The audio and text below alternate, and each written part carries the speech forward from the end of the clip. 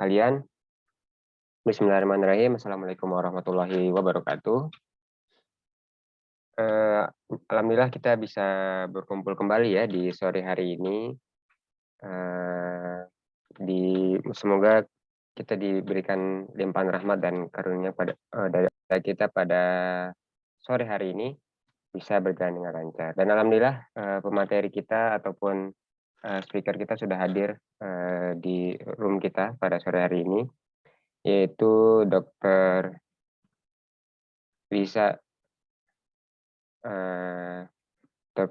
Listiana dan juga dari Ustadz Nur Fajri Ramadan. Nah, mudah-mudahan nanti ini teman-teman bisa banyak yang bertanya, banyak diskusi supaya kita bisa lebih hidup lagi agenda kita pada sore hari ini. Dan insya Allah sore hari ini kita akan berbincang mengenai memilih pekerjaan antara idealita dan realita. Nah, mungkin ini yang cukup banyak dialami ya oleh teman-teman sekalian gitu ya, apalagi di tengah pandemi saat sekarang ini. Mungkin beberapa orang ada yang kesulitan bekerja, atau ada beberapa orang yang di PHK, mungkin dirumahkan, sulit untuk bekerja kembali.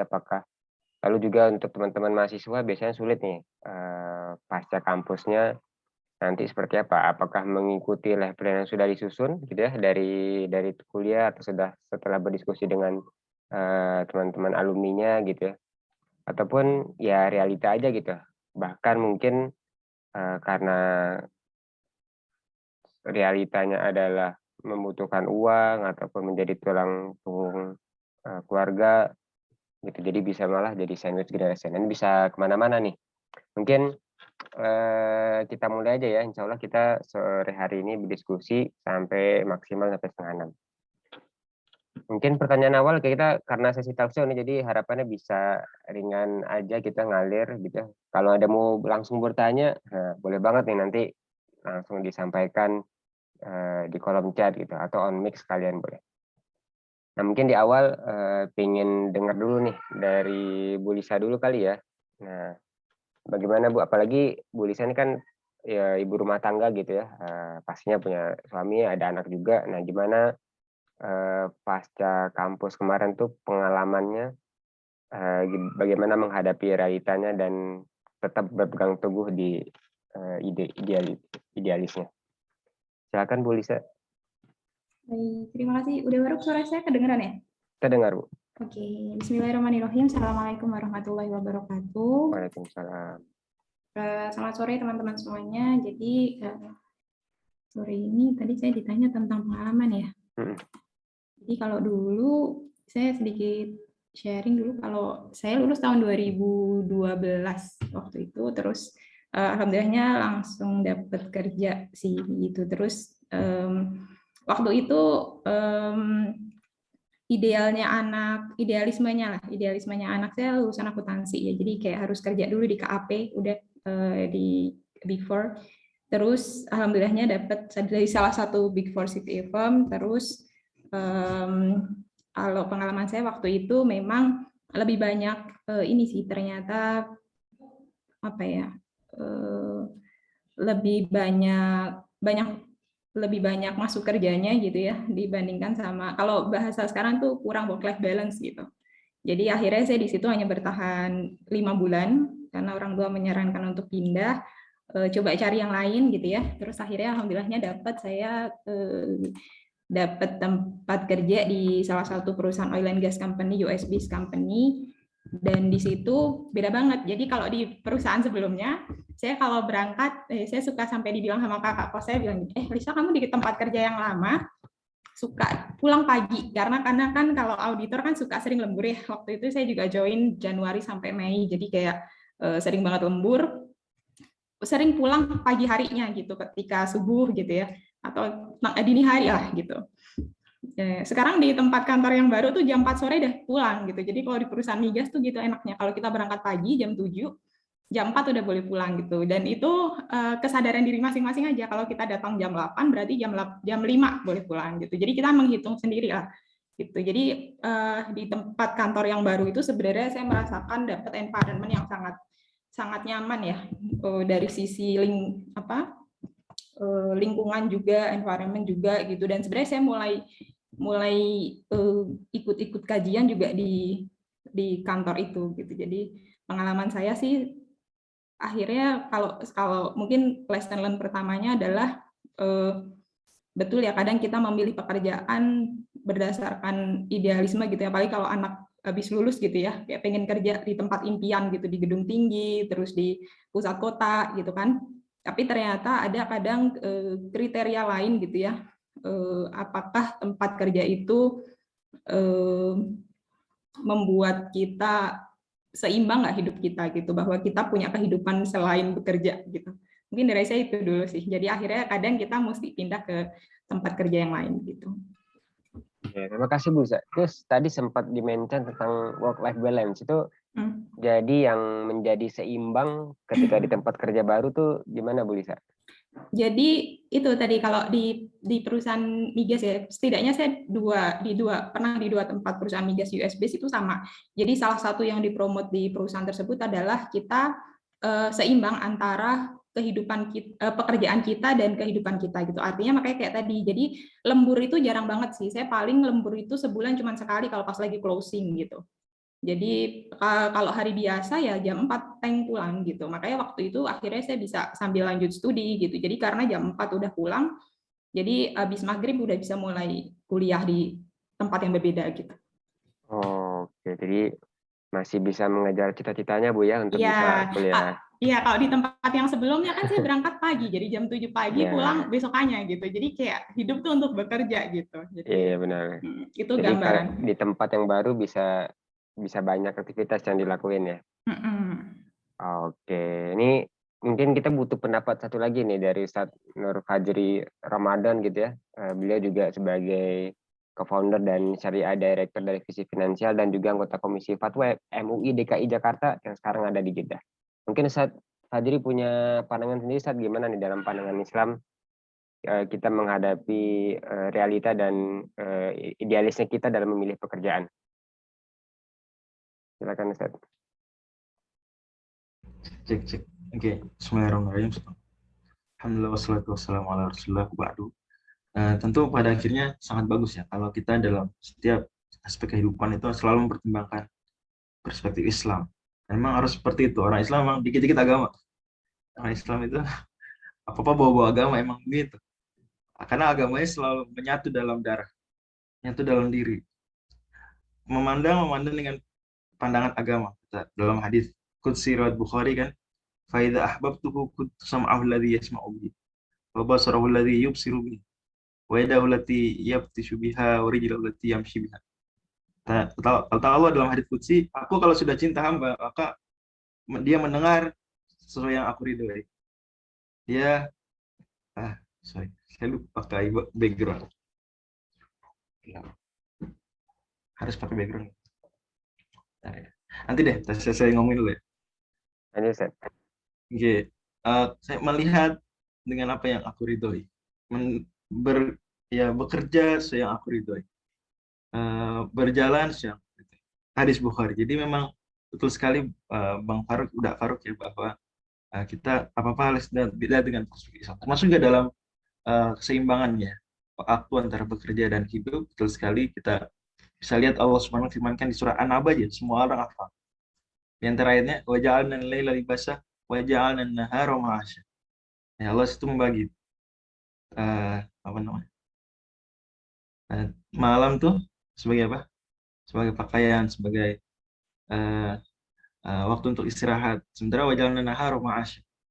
Siang untuk pekerja. Tapi jangan salah paham ya, jangan dikira Islam nggak mengenal konsep kerja malam ya, atau shift 2, shift 3 gitu. Nggak, ada juga karena ayat surat Ar-Rum misalnya, dan juga di surat satu lagi surat 27 ya, surat Amal, Allah Subhanahu wa taala singgung tentang bahwa siang dan malam dulunya waktu kerja dan siang dan malam dulunya waktu istirahat. Artinya para terbuka juga kita bisa lihat para sahabat juga ada yang kerja malam. Ya, jadi seperti adanya bahwa harus ada waktu untuk bekerja dan ada waktu untuk tidak bekerja. Gambaran lagi lebih jelas itu di surat Al-Jumu'ah.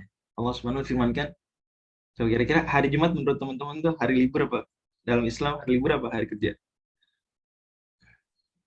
Kira-kira gimana? Idealnya itu hari Jumat libur apa kerja? Ini Oh, Libur. kira-kira kalau kata Dokter Bu Lisa nih libur ya. Ini menarik juga nih karena salah satu syariah fintech di Indonesia tuh hari Jumatnya libur, by five istilahnya sekarang. gini.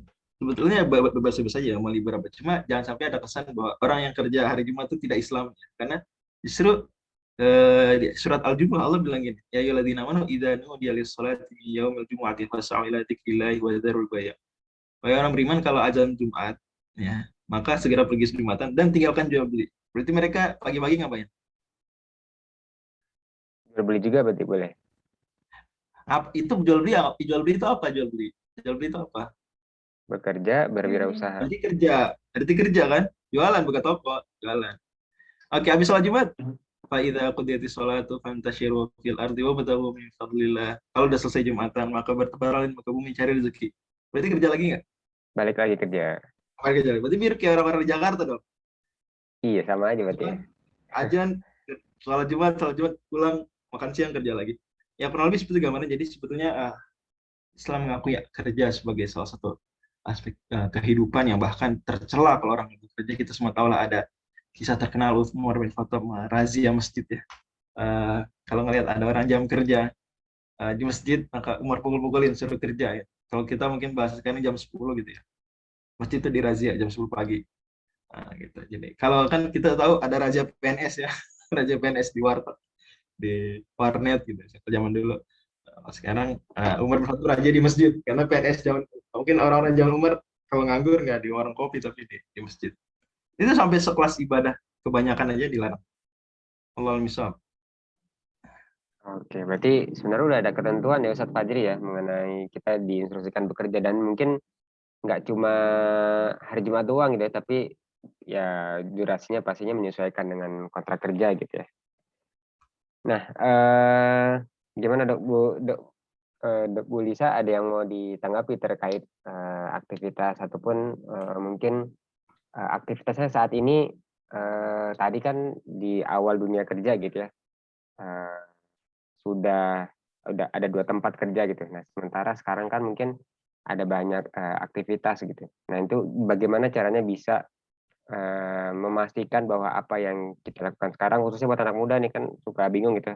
Apalagi sekarang kalau di keuangan itu kita punya istilah side job gitu ya, ada punya penghasilan tambahan atau pekerjaan lain yang bisa menutupi gitu ya.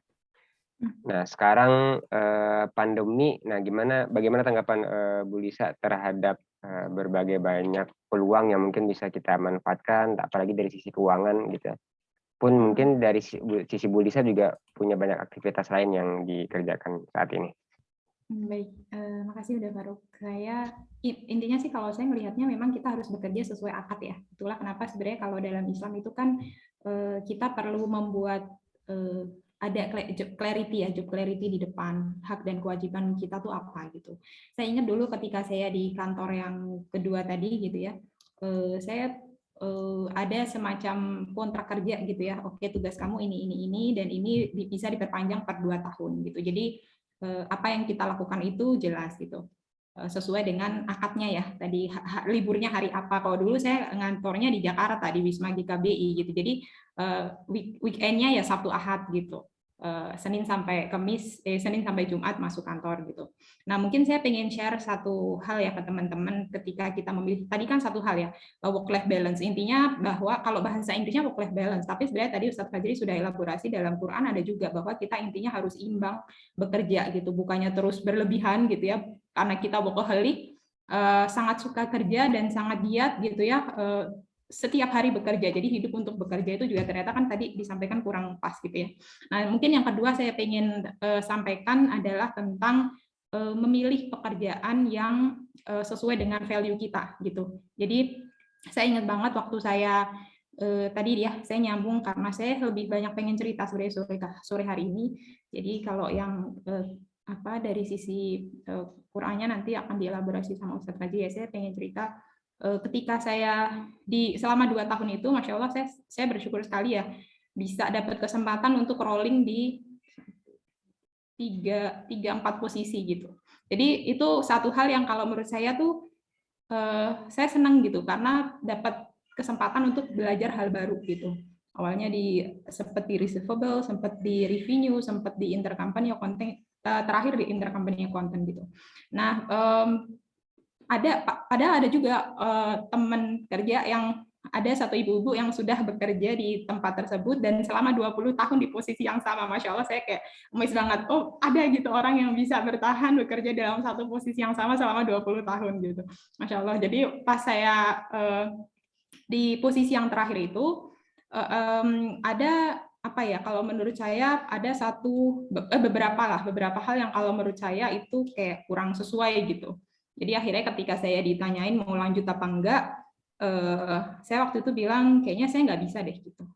Walaupun sebenarnya kalau dari sisi itu bukan masalah, belum masalah halal haram ya gitu, tapi ada sesuatu yang menurut saya kayak kurang pas gitu. Jadi ini tentang idealisme ya gitu. Tapi nggak sesuai gitu sama apa yang saya yakini harusnya nggak gitu. Akhirnya saya nggak terima perpanjangannya gitu ya. Sampai akhirnya manajer saya bilang, beneran kamu nggak mau lanjut lagi gitu. Emang udah ada kerjaan lain? Belum ada sih gitu. Tapi saya ngerasa nggak nyaman gitu di posisi itu waktu itu. Terus akhirnya, oh ya udahlah kalau kamu nggak mau, karena kamu selama ini bagus gitu ya, saya akan rekomendasikan kamu untuk pindah ke divisi lain gitu. Jadi saya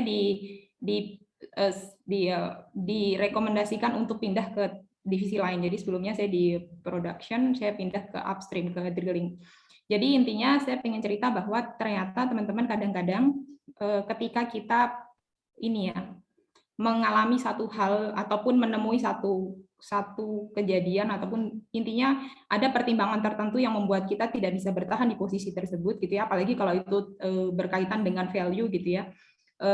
Jangan ragu untuk ini ya, tetap idealis gitu. Jadi kan kadang kita gitu kan udah Farouk Mastek khawatir, saya kan belum ada pekerjaan pengganti gitu, terus nanti gimana dong gitu. Kalau dari pengalaman saya mungkin saya ingin memotivasi teman-teman ya ketika teman-teman berada dalam posisi yang nggak sesuai gitu dan kita meninggalkan sesuatu, kita yakin ya kalau mungkin nanti Ustaz Fadri bisa jelaskan, kita yakin ketika kita meninggalkan sesuatu karena Allah tuh bisa diganti lebih baik dan saya membuktikan gitu.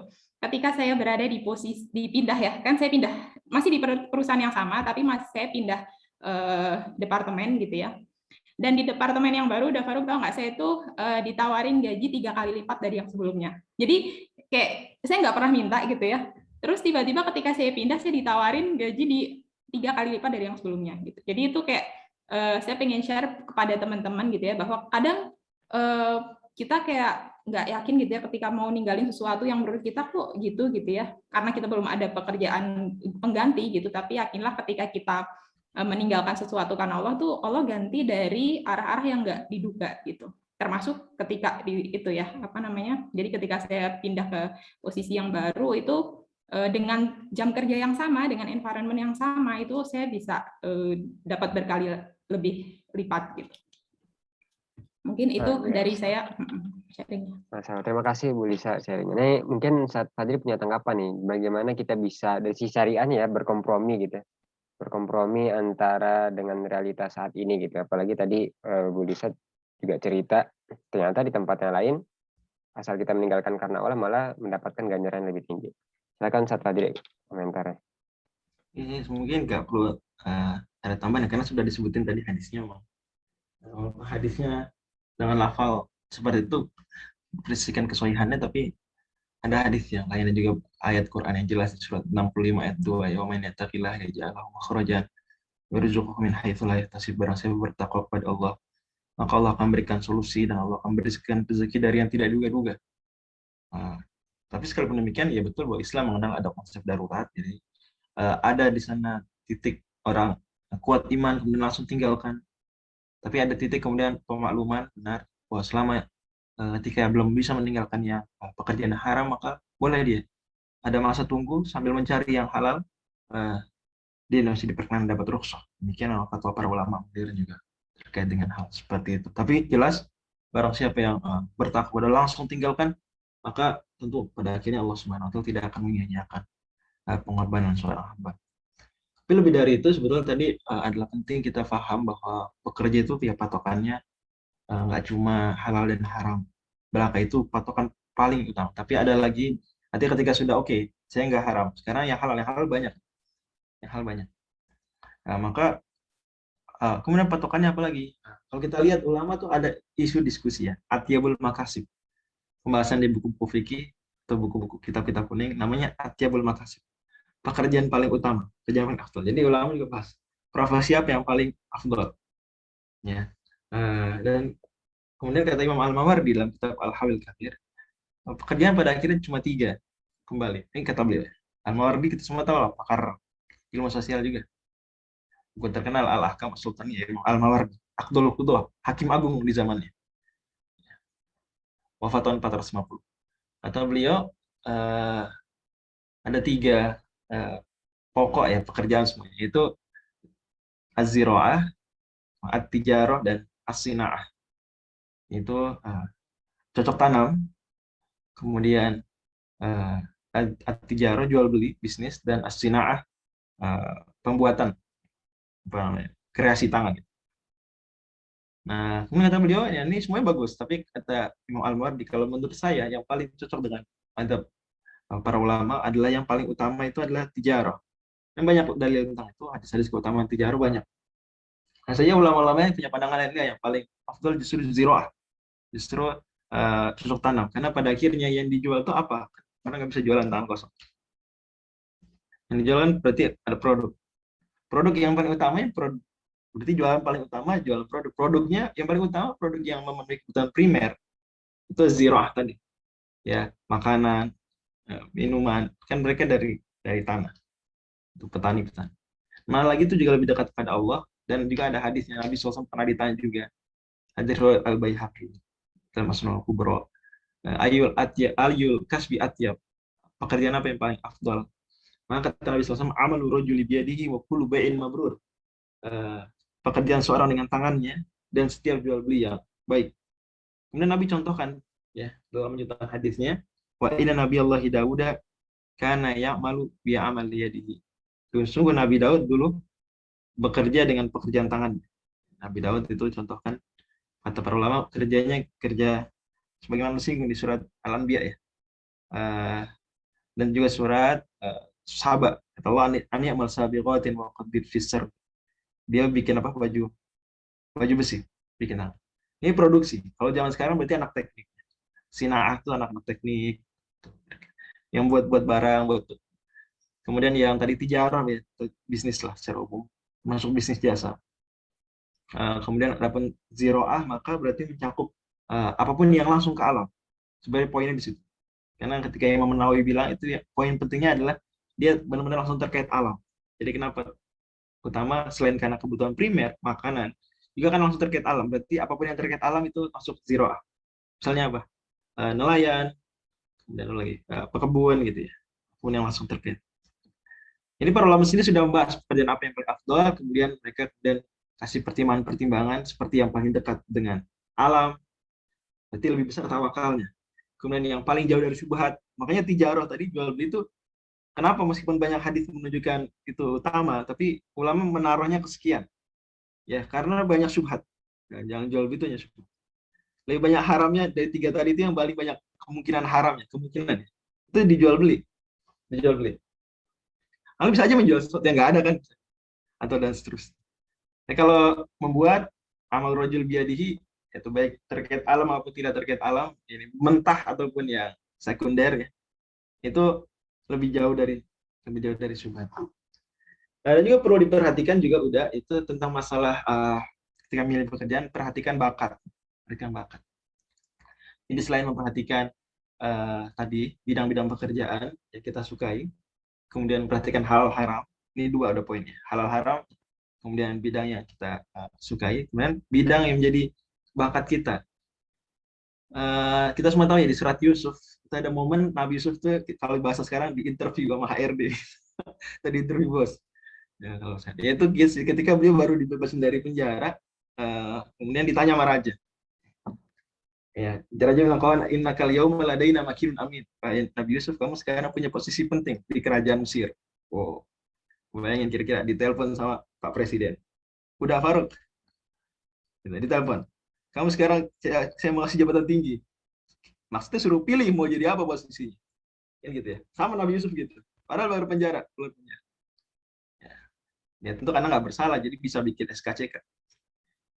Eh, tapi nggak juga sih, katanya sekarang di Indonesia juga bisa jadi eh, politisi meskipun pernah penjara kan, tahanan napi korupsi bisa katanya. Itu lain cerita lah.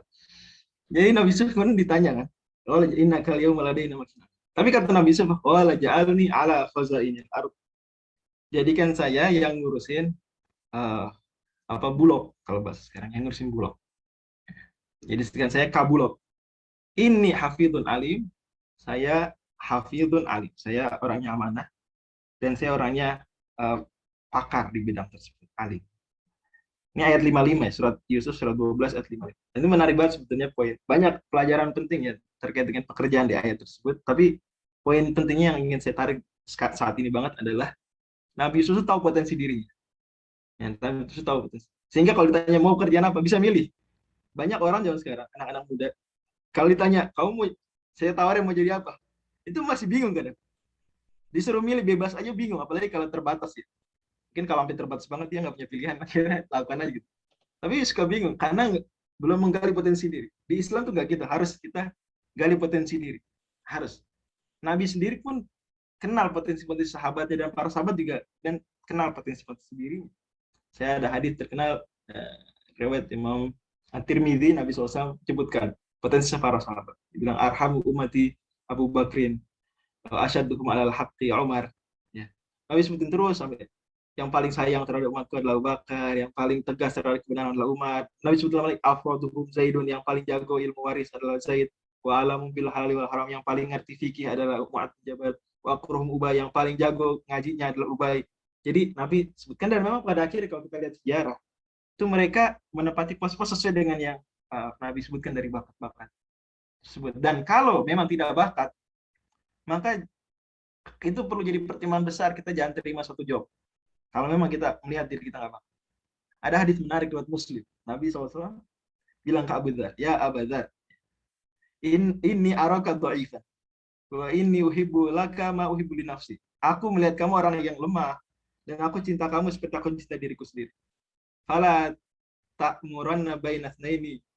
Maka jangan kamu mimpin antara dua orang. Jadi Nabi SAW larang Abu Dzar jangan sampai mimpin di antara dua orang. Wala ta'amaruna 'ala tsnaini wala tuwalliyanna mal yatim. Jangan kamu pegang harta yatim. Jadi Nabi larang dia dari dua hal. Yang pertama, jangan jadi pemimpin, jadi bos, jangan jadi kepala bidang, karena kamu orang lemah. Ya, bahkan antara dua orangnya nggak boleh. Jadi jangan bos perusahaan ya. Wala ta'amaruna 'ala tsnaini. Jangan mimpin dua orang. Jadi mimpin dua orangnya nggak boleh. Harus jadi staff doang. Abu Dzar nih Nabi bilang nggak cocok jadi kepala bidang. Kamu jadi staff benar-benar, nggak boleh mimpin antara dua orang. Wala tuwalliyanna mal yatim, dan kamu nggak boleh pegang harta anak yatim. Jadi nggak bisa pegang duit. Ini hadis tegas banget di riwayat Muslim ya. Mungkin kalau sekarang kita insulted ya. Waduh, Ustadz saya bilang saya nggak bakat. Tapi memang begitu, harus jangan coba-coba pegang pekerjaan yang memang kita nggak bagus di situ. Harus tahu diri juga. Dan hadis penting tadi, Nabi bilang kamu orang lemah. Allah besar. Silakan kalau mau terusin ngobrol. Wah, luar biasa ya. Berarti dari dulu sebenarnya udah ada instruksi ya, guideline ya buat kita ya. Kalau misalnya ditolak HR, berarti nggak boleh meronta gitu ya, Ustadz ya? HR tuh psikolog ya rata-rata kan ya? Iya, benar-benar. Jadi Jadi sebenarnya, ngerti ya, potensi jadi kita. kalau baiknya memang kita dari awal memang sudah tahu potensi kita di mana, dan ketika kita memilih, ya itu bagian dari bakat kita juga ya. Nah, dari Bu Lisa, gimana Bu caranya dari awal tuh memang benar-benar sudah di accounting? Apakah karena memang S1-nya di accounting atau memang sudah ngerasa passionnya di sana? Gimana cara nentuin passionnya di sana, Bu Lisa? Iya, kedengeran ya. Jadi kalau saya S1 accounting, S2 masih accounting. Jadi waktu tadi saya nyambung ya, saya di tempat kerja itu saya bisa sambil kuliah gitu kan. Itu magister accounting. Jadi di semester akhir ketika saya mau nulis tesis semester akhir, saya ngikut saya masih ingat banget nih, saya selalu berterima kasih sama teman-teman KCUNJ ya, sama teman-teman KCUI, karena memperkenalkan saya tentang ekonomi Islam gitu. Jadi saya kenal ekonomi Islam tuh dari kuliah informalnya KCUNJ, waktu itu saya ingat banget. Jadi saya mulai tahu tentang ekonomi Islam, tentang keuangan Islam gitu. Sebelumnya benar-benar kayak ya udah mungkin mainnya kurang jauh gitu ya, jadi accounting gitu. Dan setelah saya belajar ekonomi Islam tuh saya ngerasa kayak kenapa nggak dari dulu ambil yang related dengan itu gitu ya, keuangan Islam atau ekonomi Islam gitu. Jadi akhirnya karena saya baru belajar di semester akhir gitu ya, saya kekeh waktu itu mau nulis tesis tentang perbankan syariah gitu waktu itu ya gitu. Ternyata pas saya ngajuin tesis waktu itu ya, nggak ada pembimbing di Maksi yang bisa, yang background-nya accounting syariah gitu.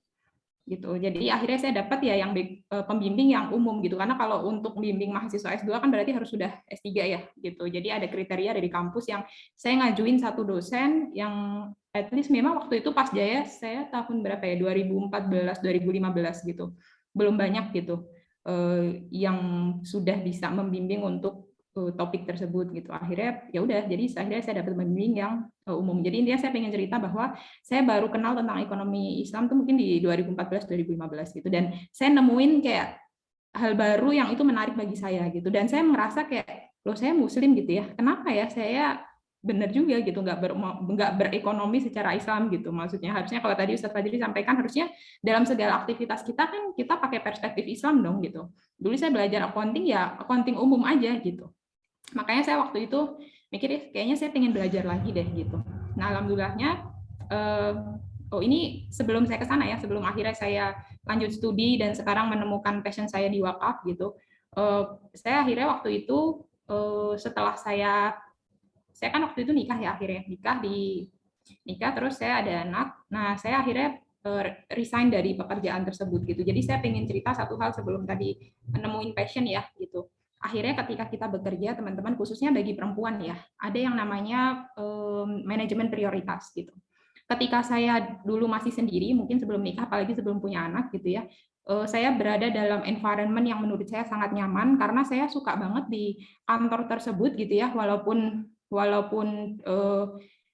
apa ya, jadi environment-nya sih nggak Islami banget gitu, tapi di situ saya menemukan, dan saya baru pertama kali ikut kajian tuh ya di situ karena ada badan dakwah Islamnya gitu di kantor tersebut gitu. Jadi saya mulai ikut kajian pas di kantor itu gitu. Terus apa namanya, orang-orangnya juga masya Allah sangat ini ya. Saya mengenal ada yang gini, saya berada dalam satu lingkungan yang walaupun bukan semuanya Muslim gitu ya, tapi etika kerjanya itu patut diacungi jempol gitu. Maksudnya mereka disiplin, kita meeting tuh selalu mulai on time gitu ya. Terus kita juga ada apa ya, maksudnya ada job clarity gitu ya, akad di awal gitu. Jadi walaupun itu bukan perusahaan Muslim gitu ya, bukan perusahaan milik Muslim, tapi secara working environment itu sangat nyaman sebenarnya gitu. Tapi akhirnya saya pengen cerita ke teman-teman, apalagi bagi yang teman-teman di sini mungkin perempuan gitu ya, ada kalanya akhirnya kita harus mengatur kembali prioritas kita gitu. Mungkin ketika kita sendiri ya masih oke aja gitu, kita bekerja kantoran 9 to 5 gitu ya. Tapi ketika kita sudah punya amanah lain yang mungkin itu lebih prioritas, akhirnya kita harus menimbang kembali mana prioritas kita gitu. Jadi saya ingat waktu itu akhirnya saya memutuskan untuk resign karena saya nggak mau saya ninggalin anak saya gitu, walaupun ada ART yang bantu di rumah gitu ya. Dan sebenarnya memungkinkan juga karena kalau di kantor tersebut boleh tuh ada nursing room gitu ya, jadi kita tetap bisa ASI eksklusif ke anak gitu. Tapi akhirnya ya dengan berbagai pertimbangan lah gitu, akhirnya saya off gitu. Jadi main points-nya itu gitu. Nah tadi kaitannya sama tadi apa ya, ada yang belum lewat nggak sih? Oh tadi yang akhirnya saya nemuin passion, akhirnya itu balik lagi sama lagi tuh kejadiannya ketika sebelumnya saya memilih resign, terus sampai orang tua saya bahkan bilang nggak masuk akal gitu saya resign gitu, apalagi saya waktu itu udah lulus S2 gitu, jadi setelah lulus malah mau ngasuh anak di rumah gitu kan. Tapi saya tuh kayak yakin gitu ya bahwa Allah pasti nanti kasih kesempatan saya untuk dapat sesuatu yang lebih worth it lah untuk dilakukan gitu. Dan saya akhirnya ditawarin ngajar gitu dari tempat saya dulu studi S1. Tapi saya bilang, saya resign karena saya nggak mau kerja kantoran full gitu. Jadi saya akan terima ngajar kalau ngajarnya hanya sekali 2 kali dalam 1 pekan gitu. Akhirnya jadi saya ngajar kelas karyawan dan ada kelas 1-2 kali lah dalam sepekan gitu. Jadi saya ngajar, dan ketika saya ngajar, saya dapat saya waktu itu kan S2-nya beasiswa dari LPDP ya, gitu. Nah, ada pengumuman gitu, reminder bahwa bagi bagi kamu yang udah lulus maksimum 2 tahun, boleh lanjut S3 dari LPDP dan tanpa seleksi lagi dari awal gitu. Jadi kita langsung tes substantif. Saya langsung ingat waktu itu bikin proposal gitu ya. Terus IC gitu. Jadi nggak perlu wawancara lagi, nggak perlu ada PK lagi gitu. Intinya nggak harus ngikutin seleksi dari awal gitu. Jadi intinya saya ngerasa itu adalah pengganti yang jauh lebih baik ya. Jadi tadi saya resign gitu karena saya nggak mau meninggalkan anak saya setiap hari gitu ya di rumah. Saya dapat pengganti untuk kesempatan untuk studi lanjut gitu. Dan dari LPDP itu nggak dibatasin ya mau di negara manapun gitu. Jadi boleh gitu asal masuk kriteria gitu kan. Saya waktu itu pengen banget pengen belajar Islamic Finance gitu ya. Waktu itu kan yang paling ini di UK ya, beberapa teman-teman di Durham gitu. Cuman sama orang tua nggak boleh, jangan kejauhan katanya. Ya sudah akhirnya saya memilih di Malaysia dan karena background saya bukan syariah gitu. Jadi saya pikir kayaknya saya harus pilih di kampus yang Islamic University deh gitu. Jadi saya bisa sit in di kelas gitu, di kelas lain gitu. Dan beneran saya rajin banget sit in di kelas sebelah gitu. Jadi saya suka sit in di kelas master, bahkan di kuliah lain gitu. Kadang saya sit in di kelas lain gitu. Agar bisa agar bisa karena kalau S3 itu studinya kan research base ya, jadi kita harus belajar sendiri nih untuk hal-hal yang kita perlukan gitu. Jadi akhirnya singkat cerita saya dapat pengganti dan saya menemukan di titik ini pengganti yang jauh lebih baik gitu. Saya riset akhirnya dapat topik tentang wakaf gitu dan sekarang saya di Wakaf Center for Indonesian Development and Studies itu jadi ngerjain sesuatu yang akhirnya saya rasa kayaknya ini deh yang saya suka gitu. Jadi mungkin akhirnya itu melalui pencarian dan proses ya gitu. Jadi lesson learn-nya buat teman-teman bisa jadi mungkin teman-teman harus mencari ya gitu. Jangan nyaman di comfort zone gitu. Kalau saya nyaman di comfort zone, saya mungkin hari ini masih jadi staff gitu ya. Masih jadi pekerja kantoran gitu yang berangkat pagi pulang malam dan men-sacrifice atau mengorbankan beberapa hal yang harusnya itu lebih prioritas gitu. Jadi main points-nya sih itu ada prioritas kadang yang harus kita pilih kembali, kita pilah dan kita manajemen kembali, dan yakinlah balik lagi tadi tuh kalau emang kita yakin sama Allah nanti kita bisa dapat pengganti yang jauh lebih baik. Gitu. Oke, terima kasih penjelasannya Bu Lisa, ini luar biasa ya ke materi kita pada sore hari ini. Mungkin sebelum dilanjutkan dengan sesi tanya jawab, nah mungkin dipersiapkan dulu ya tanya jawabnya. Saya pengen nanya terakhir nih, bukan nanya terakhir ya, maksudnya pengen mendengar pendapat juga nih dari Bu Lisa, bagaimana tentang perspektif anak muda saat ini, gitu ya, anak muda saat ini mungkin bisa dari sisi laki-laki atau perempuan gitu ya, tentang kuliah lebih tinggi untuk mendapatkan pekerjaan yang lebih baik. Nah itu bagaimana pendapatnya Bu Lisa? Orientasi menuntut ilmu ya berarti ya. Ya, saya cukup sering juga tuh ditanya mau lanjut studi gitu ya, biar nanti bisa jadi dosen gitu. Karena kan kalau di Indonesia katanya harus linier gitu ya. Terus harus kalau mau jadi dosen master ya berarti harus S2 gitu. Cukup sering gitu ya ditanya seperti itu gitu. Jadi kalau saya sih mungkin menjawab juga misalkan ada teman-teman gitu ya terkait dengan niat mau belajar, jangan kita, kalau dari saya sih jangan kita belajar karena niatnya mau dapat kerja gitu. Karena kalau nanti niatnya begitu, ada ya Ustaz Fajri nanti boleh mungkin ada, seingat saya ada hadisnya gitu. Jadi kalau kita niatnya hanya dunia, ya Allah kasih dunia, that's it gitu. Tapi kalau orientasi kita akhirat, Allah kasih loh akhirat dan juga dunianya gitu. Jadi kalau kita belajar niatnya hanya sekedar dapat kerja, sayang banget gitu. Kita sama-sama capek gitu ya, kita sama-sama effort kita sama gitu. Kenapa nggak kita niatkan itu untuk bagian dari ibadah gitu. Jadi ketika kita belajar, Masya Allah ya ada banyak sekali kan hadis yang menjadi keutamaan menuntut ilmu gitu. Jadi kalau kita studi lanjut karena kita kita lillahi ta'ala gitu ya, dan kita ingin mendapatkan ilmu yang dengan ilmu itu kita bisa jadi orang yang lebih bermanfaat gitu. Kan kita kalau mau jadi, kan ada ya hadisnya kalau sebaik-baik orang tuh yang paling bermanfaat gitu, dan kita bisa bermanfaat kalau kita punya sesuatu yang bisa kita beri gitu kan. Nah, jadi niat kita untuk menuntut ilmu jangan hanya sekedar mau dapat kerja, sayang banget gitu kan, karena dunia ini paling lama berapa sih gitu. Katakanlah let's say kita 100 tahun gitu, tapi setelah itu gitu. Jadi sayang banget kan gitu, sama-sama kita capek, mending kenapa capeknya kita tuh nggak bernilai dunia akhirat gitu. Jadi mungkin saran saya buat teman-teman, buat yang mau lanjut studi, semangat gitu ya, itu bagus banget kalau apalagi kalau memang ada kesempatan untuk lanjut studi ataupun tapi niatnya jangan sekedar untuk dapat pekerjaan yang lebih baik gitu, niatkanlah lillahi ta'ala gitu ya, jadi biar nggak sayang gitu kalau orientasinya cuma dunia gitu. Yakinlah kalau masalah pekerjaan akan dapat yang lebih baik kalau kita niatnya benar, insya Allah akan dapat yang sesuai yang kita niatkan gitu. Mungkin dari saya begitu.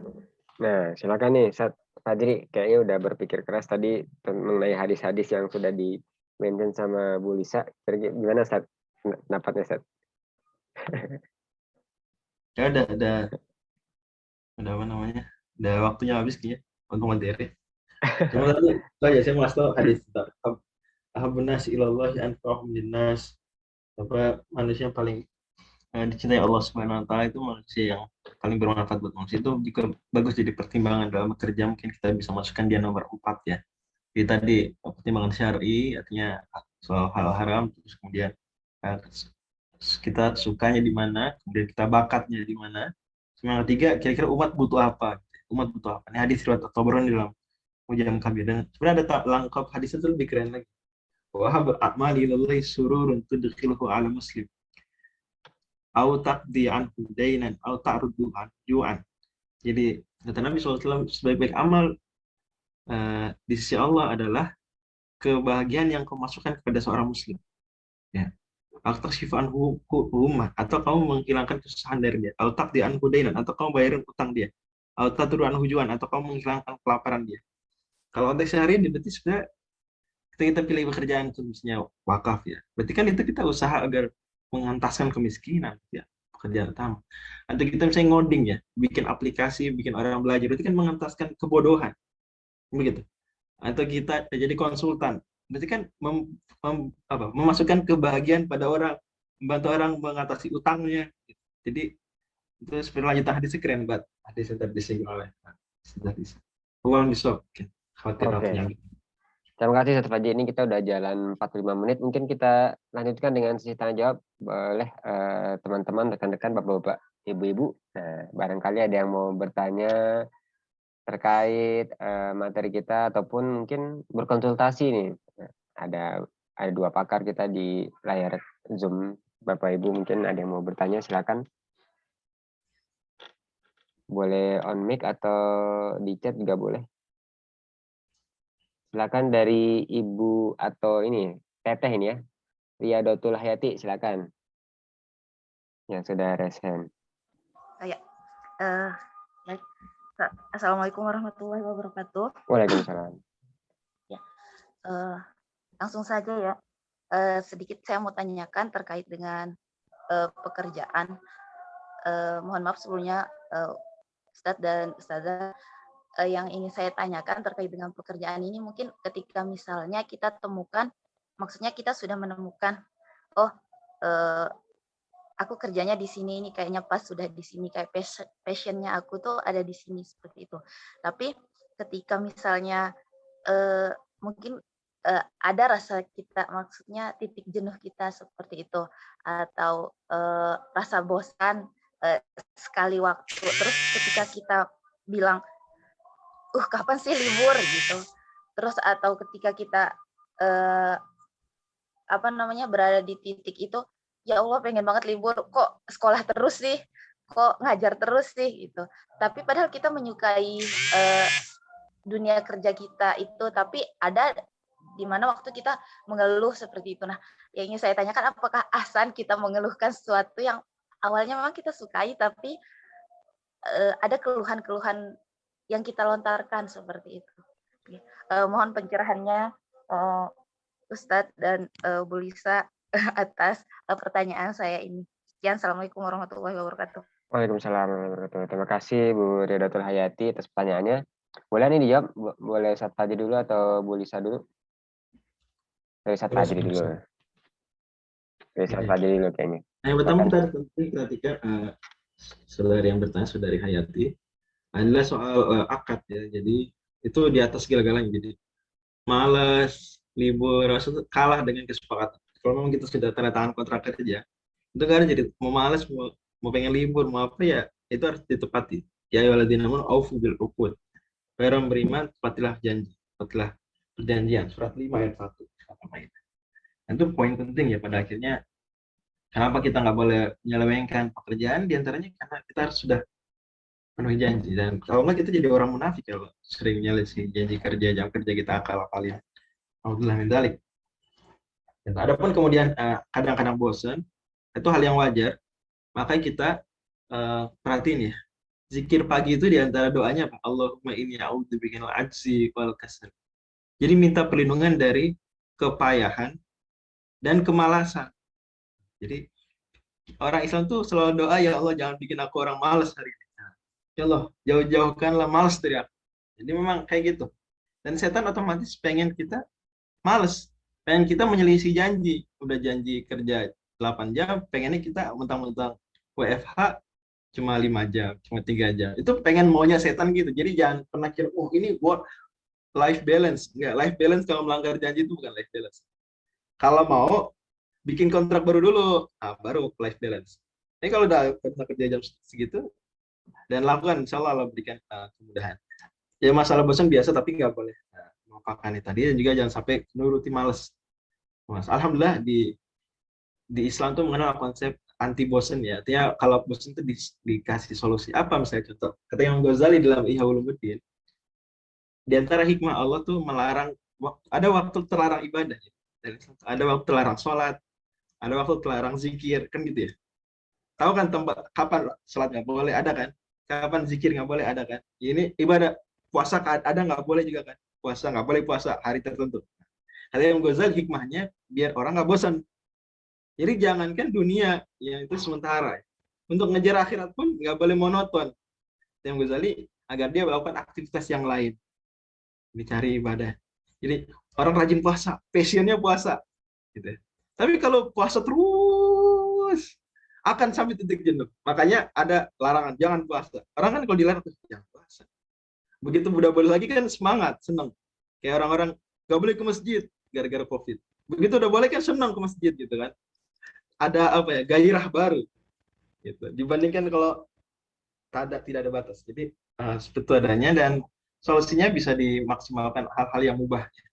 Hal-hal yang mubah, jadi kalau lagi libur, aktivitas keluarga, terutama terkait keluarga.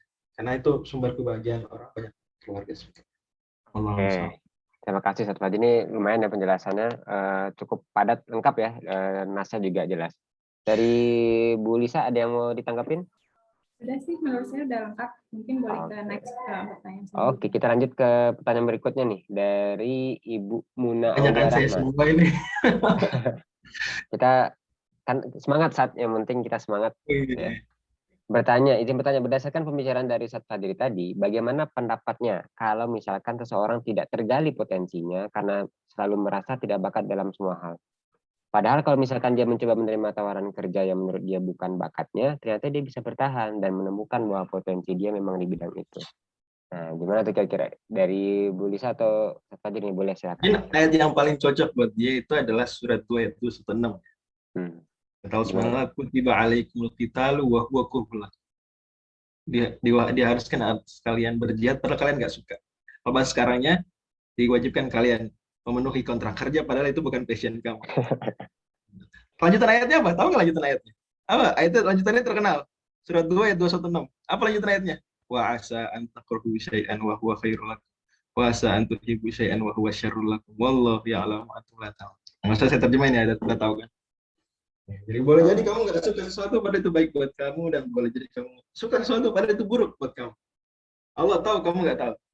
Nah ini, jadi pada akhirnya jangan lupa juga menuhankan passion, melalaikan tanggung jawab kerja atau kalau sudah. Jadi pada akhirnya kalau kita belum merasa, dan itu bagian dari mengenal diri adalah kita mencoba pekerjaan. Nggak masalah. Benar ya, sepakat. Jadi ada. Akhirnya kamu, ternyata di sini benar berarti. Tadi wa asa antak rusya'an wa huwa khairul. Kalian belum jadi nggak suka sesuatu ya, belum passionnya ternyata bakat situ. Ya good dari Allah bisa. ada faktor lain berarti Ustadz ya, dalam menghadapi dunia kerja gitu ya. Ini Iya. jalanin aja gitu ya. Oke, ini buat Bu Lisa nih.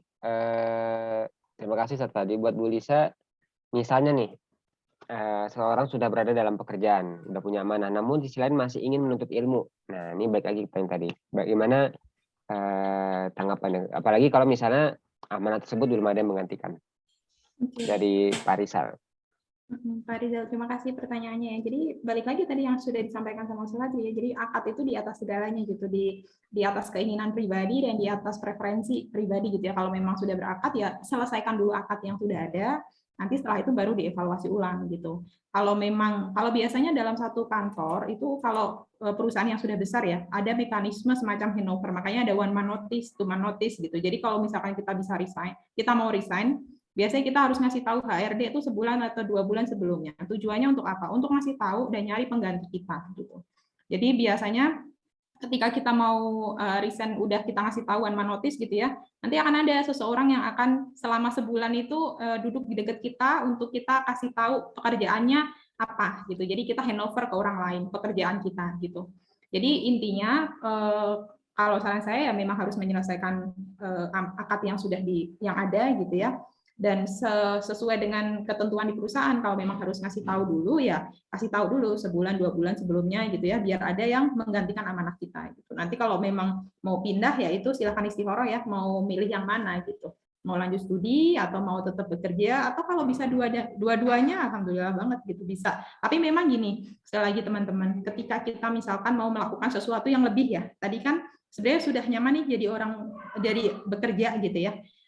Tapi masih pengen belajar gitu, Masya Allah gitu ya. Nah itu intinya kalau kita pengen punya satu hal yang lebih, kita pengen punya pencapaian yang lebih, emang effortnya harus di atas rata-rata gitu.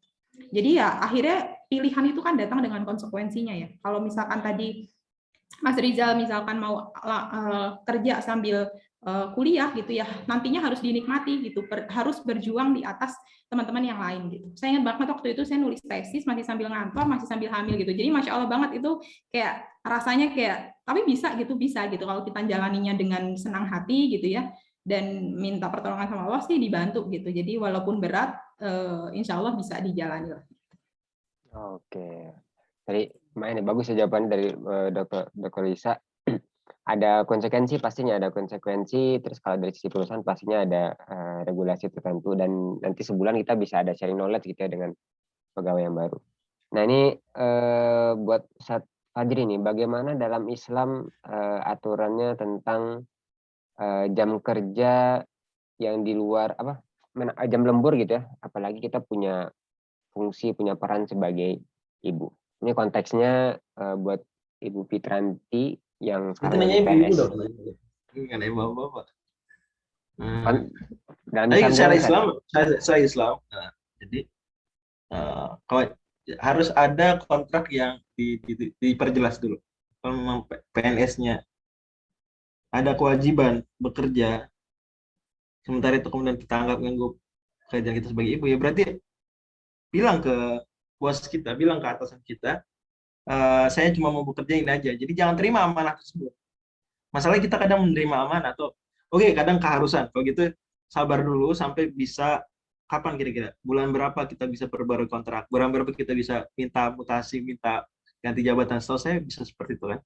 Tadi juga disebutin. Jadi kayak gitu. Tapi selama belum begitu maka amanah itu amanah. Jadi di rumah amanah, di luar juga amanah. Jangan sampai kita ibu saya sebagai ibu ya masalahnya ini amanah juga, ini umat juga kan, pada akhirnya PNS kan bahkan melayani negara, kepentingan umum gitu ya. Jadi dan banyak-banyak minta tolong sama Allah, kemudian juga kerja sama dengan suaminya, dengan keluarganya. Mungkin kalau ada masih orang tua barangkali bisa bantu. Jadi itu bukan insya Allah kondisi darurat, jadi diperkenankan. Yang penting ada kerjaan sampai dua-duanya atau salah satunya dikorbankan. Insya Allah bisa lah gabungkan dua-duanya. Oke, terima kasih Ustadz Fajri. Jadi Bu Lisa mungkin ada komentar Bu? Ya, Mungkin saya, praktisi ya. Ya, yang mau sedikit nambahin ya. Sebenarnya tadi saya sempat sudah bahas terkait dengan prioritas ya. Jadi khususnya bagi yang perempuan, akhirnya kan kita akan ada berada di titik berefleksi apakah yang kita lakukan itu sesuai nggak sih sama hati nurani kita gitu ya. Maksudnya misalkan PNS, tadi misalkan sudah disampaikan oke akadnya sebagai PNS gitu ya. Tapi mungkin akhirnya kan kadang kita nggak bisa ngukur ya baju kita dengan baju orang lain gitu loh. Jadi bisa jadi kondisi keluarga kita mengharuskan kita stay gitu. Ada mungkin yang keluarga memilih seperti itu gitu ya. Sang istri harus tetap bekerja sebagai PNS karena kondisi di keluarganya gitu. Tapi kalau misalkan ada pilihan lain, maksudnya dari suami misalkan sudah cukup gitu ya. Pilihan untuk bekerja sebagai PNS itu kan kalau ada ya memang beberapa kayak misalkan teman-teman yang di STAN atau di SPIS itu kan ada semacam minimum bekerja ya karena dulu kuliahnya itu kan dibiayai negara. Jadi kayak harus minimum mengabdi berapa tahun gitu, 2N+1 atau misalkan kalau misalkan 2N+1 kan berarti 9 tahun gitu. Kalau kurang dari itu nanti harus bayar denda gitu. Tapi kalau misalkan memang nggak ada ketentuan itu gitu ya, mungkin bisa diobrolin lagi sama keluarganya gitu ya, sama suami gitu. Apakah memang harus tetap bekerja, sedangkan harus meninggalkan prioritas ataupun amanah yang lebih utama gitu. Jadi intinya adalah khususnya bagi perempuan ya, ada akhirnya manajemen prioritas yang harus dipilih gitu. Jadi kalaupun memang mungkin mau tetap bekerja, mungkin bisa pilih tadi ya salah satu keutamaan bekerja kan yang berdagang gitu dari rumah. Jadi tetap bisa mantau anak-anak di rumah gitu tanpa harus meninggalkan gitu. Itu silahkan didiskusikan ya dan diistikharahkan karena apa yang mungkin disampaikan di forum ini bisa jadi nggak apply gitu karena ada special case dalam satu keluarga gitu yang kadang nggak bisa dipukul rata sama gitu. Tapi itu mungkin sebagai gambaran. Oke, terima kasih Bu Lisa atas jawabannya. Ini buat Bu Lisa lagi, ini kita masih ada ratusan pertanyaan ya di kolom chat. Buat Bu Lisa, tapi waktu kita cukup terbatas, saya batasin ke 2 pertanyaan aja nih. Buat Bu Lisa nih Bu, dari Muhammad Reza Syah. Bagaimana membuat atau membuka peluang kerja yang dapat menguatkan ekonomi umat dan dapat membawa berkah dunia akhirat? Kebetulan penanya juga tidak selesai kuliah karena faktor biaya dan masih mencari pekerjaan untuk membuka usaha atau bisnis. Lanjutannya, bagaimana kita mendapatkan pendanaan secara finansial? Silakan Bu Lisa. Oke, jadi sebenarnya ini ya apa namanya satu hal yang di sini sebenarnya teman-teman dengan teknologi saat ini itu bisa yang mempertemukan antara orang yang punya dana gitu ya dengan orang yang sedang mencari dana gitu. Dan sebenarnya menurut saya anak muda nih umur yang mestinya bisa ini ya bereksplorasi produktif gitu ya. Jadi tadi saya sampaikan jangan memilih untuk berada di comfort zone sebagai staff gitu ya. Kalau misalkan memang ada potensi untuk berbisnis, bukalah peluang itu gitu. Coba share ke teman circle terdekat gitu. Saya ada ide bisnis ini mau nggak danain gitu. Saya personally ya kalau misalkan beneran nih kalau misalkan ada teman-teman yang punya ide bisnis yang bagus boleh DM saya ya gitu. Karena saya sebenarnya lagi cari peluang-peluang untuk bisa mendanai, maksudnya ketika misalkan saya personally ketika misalkan ada dana lebih daripada saya simpan di bank, saya prefer untuk saya investasikan di bisnis seseorang atau beberapa orang gitu. Jadi kalau misalkan teman-teman di sini memang ada punya ide bisnis dan itu nanti bisa di ini ya diperhitungkan dan dipertanggungjawabkan, boleh DM saya gitu kontaknya, mungkin nanti boleh kontak lebih lanjut. Oke, terima kasih Bu Lisa. Ini jawabannya mudah-mudahan jawaban dari Bu Lisa mudah-mudahan menjawab ya buat Pak Muhammad Reza tadi ya. Nah, ini jadi pertanyaan terakhir nih. Mungkin bisa jadi pertanyaan pamungkas untuk Ustadz Fadri dan Bu Lisa terkait tentang dilema nih antara memilih pekerjaan yang tidak sesuai dengan harapan kita atau ya nggak sesuai dengan harapan orang tua juga gitu. Bahkan mungkin ada banyak konflik di sana, kita takut durhaka, takut nggak memenuhi kebutuhan kita juga sebagai individu dan lainnya. Gimana tanggapannya dari Bu Lisa dan Ustadz Fadri?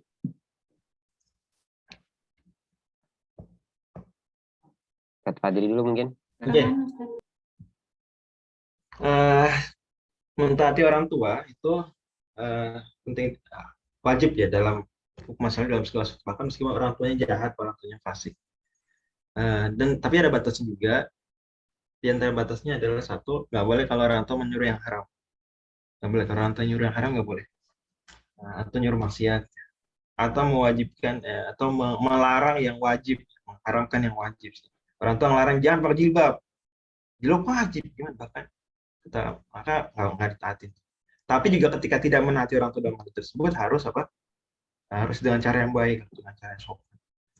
Kemudian dalam hal yang tidak wajib tidak haram gimana seperti kerjaan, para ulama contohkan ya, kata Imam Ibnu Hajar al-Haytami atau Syekhul Islam dulu. Perkataan penting dari Syekhul Islam. Kata Syekhul Islam Ibnu Taimiyah wafat tahun 728 Hijriah, kata beliau, mentaati orang tua itu wajib dalam hal yang dalam selain yang wajib yang haram ya. Jadi kalau yang mubah-mubah gitu. Dalam hal yang fi ma yarju lahum binafi wala darara fihi. Itu pada hal yang ada manfaat untuk orang tua. Jadi, kalau memang orang tua nyuruh sesuatu itu perkara mubah, tapi ada manfaat yang buat orang tua. Contoh orang tua nyuruh kamu kerjanya di situ ya, ada manfaatnya buat orang tua. Oh iya, karena nanti saya jadi uang banyak, saya bisa bantu orang tua. Berarti kita wajib nurutin.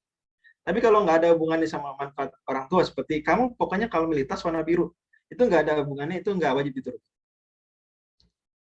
Bahkan itu ini jangan salah sangka ya. Bahkan dalam kasus kita semua tahu mungkin pernah dengar hadis Umar bin Khattab, hadis di Arba'in di Umdatul Ahkam, hadis Bukhari Muslim. Ibnu Umar disuruh sama Umar ceraikan istrinya, maka Ibnu Umar nanya ke Nabi, suruh turutin. Jadi suruh nurutin ceraikan istri. Padahal tuh Umar nyuruh cerai istri. Nah, kemudian hadis ini dibawa oleh seorang murid Imam Ahmad. Kemudian ditanya, Ahmad, orang tua saya nyuruh ceraikan istri. Kata Imam Ahmad, jangan ceraikan. Terus kata orang ini, murid, tapi gimana nggak hadis Umar bin Khattab? Gitu ya. Ya, itu bukan cuma disuruh resign dari kerjaan, disuruh ceraikan istri. Ya. Itu masalah besar. Kalau ceraikan istri itu masalah besar. Resign dari kerjaan gampang. Cerai masalah istri itu masalah besar. Nah, kata Imam Ahmad, kan orang tua kamu bukan Umar. Masya jadi kata Ahmad, orang tua kamu bukan Umar. Jadi ada perkara-perkara yang tidak ada hubungan manfaatnya dengan orang tua, seperti milik siapa, jodoh kita. Itu kan pada akhirnya tidak begitu besar efeknya pada akhirnya. Ada hal-hal tertentu lah. Maka itu tidak ada kewajiban. Memang sih butuh rincian, saya nggak bisa kasih jawaban umum gini. Ya, apa namanya? Kalau lihat pertanyaannya terlalu umum ya. Tapi pada akhirnya gini, jangan sampai ketika kita memang memilih pekerjaan itu membuat orang tua marah. Ketika memang itu pertimbangan terhadap orang tua. Seperti tadi misalnya jauh luar kota, itu kan berarti kemanfaatan orang tua. Kenapa kita dilarang pergi jauh, kuliah jauh? Ya karena orang tua mau sering sama kita. Nah, berarti kita wajib nurutin. Tapi kalau nggak ada hubungannya sama sekali, milih jurusan, nggak ada hubungan sama orang tuanya. Semua jurusan kan sama-sama bisa menghasilkan duit. Nggak ada hubungannya, maka kita nggak wajib nurutin. Ya, pekerjaan itu sama-sama kerja. Kecuali kalau ada manfaatnya untuk orang tua, kembali ke manfaatnya orang tua, maka baru kita wajib nurutin demi kebaikan. Itu barangkali Allah Musab. Jawaban dari saya. Terakhir nih tanggapan dari Bu Lisa, apalagi tadi sempat di-mention ya, ditanyain sama orang tua kenapa resign padahal udah sempat ambil S2. Silakan Bu Lisa. Jadi tadi sebenarnya udah lengkap sih kalau yang disampaikan Mas Fadri kan udah pakai hadisnya juga ya gitu. Jadi intinya kan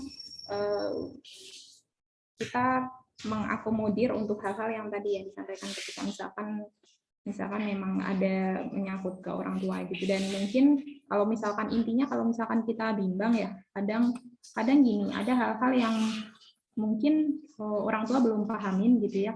Nah, tugas kita adalah mengkomunikasikan dengan baik gitu. Saya yakin semua orang tua tuh pengen yang terbaik buat anak-anaknya gitu. Jadi kalau misalkan sebenarnya kita pengen satu pekerjaan A, yang intinya prinsipnya kita nggak boleh cari pekerjaan, kita harus yang nggak bertentangan dengan syariah dulu ya, itu satu hal gitu. Dan intinya kita pastikan pekerjaan kita halal dulu gitu ya, dan tidak bersinggungan dengan hal-hal yang subhat gitu. Jadi ketika akhirnya pilihannya ini hanya masalah preferensi gitu, mungkin kita bisa komunikasikan ke orang tua gitu dan dikomunikasikan dengan baik gitu. Jadi kayak dan orang tua saya yakin bisa ngerti kok kalau misalkan emang kita ada preferensi tertentu gitu ya. Mungkin dari saya itu tambahannya. Oke, terima kasih Bu Lisa, Ustadz Fadri atas penjelasannya. Tidak terasa kita sudah di penghujung agenda ya, udah 5:30, sudah sejam lebih kita berdiskusi. Mudah-mudahan ini tidak hanya jadi pertemuan terakhir, akan ada banyak agenda lainnya oleh Visi Finansial. Bapak Ibu rekan-rekan yang sudah hadir boleh banget di-follow @Visi Finansial. Nanti ada informasi-informasi atau mungkin beberapa pertanyaan tadi yang sempat tidak terjawab, mungkin boleh DM visi finansial gitu ya. Nanti bisa dibalas juga. Mungkin itu aja. Ada kata penutup mungkin dari Bu Lisa atau Ustadz Fadri untuk agenda pada sore hari ini. Beberapa patah kata. Dari Bu Lisa dulu boleh. Boleh. Jadi tema kita kan hari ini memilih ya antara idealisme dan realita gitu ya. Jadi kalau mungkin sebagai closing statement gitu, ketika kita memilih pekerjaan, jangan sampai kita jangan sampai kita sacrifice atau mengorbankan nilai-nilai, khususnya apalagi kalau itu berhubungan dengan nilai agama gitu ya.